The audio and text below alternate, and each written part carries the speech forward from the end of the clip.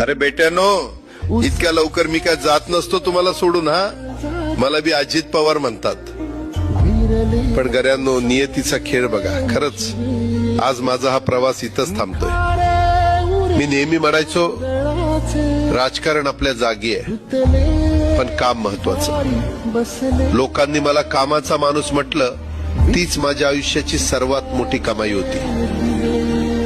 आज निरोप घेताना मन खूप जड आहे, पण एक समाधान आहे की शेवटच्या श्वासापर्यंत मी तुमच्यासाठीच धावत होतो. मी तुम्हाला शब्द दिला होता, जोपर्यंत माझे हातपाय चालतात तोपर्यंत तुमचं भलं करण्यासाठी मी झटत राहील. नियती बघा कशी असते.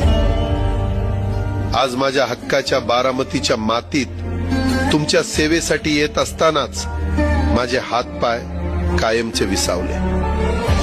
पण मला अभिमान वाटतोय की मी रिकाम्या हाताने नाही, तर तुमच्या कामाची फाईल छातीशी धरूनच या जगाचा निरोप घेतोय.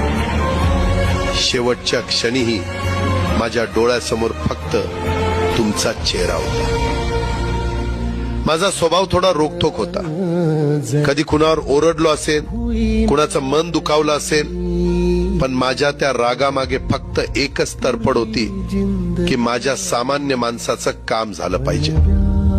सत्तेसाठी नाही, तर तुमच्या हक्कासाठी मी नेहमीच दादा म्हणून उभा राहिलो. आता मी निरोप घेतोय, पण महाराष्ट्र थांबता कामा नये. माझी जबाबदारी आता मी तुमच्यावर सोपवतोय. राजकारण करा, पण विकासाची गती थांबू देऊ नका.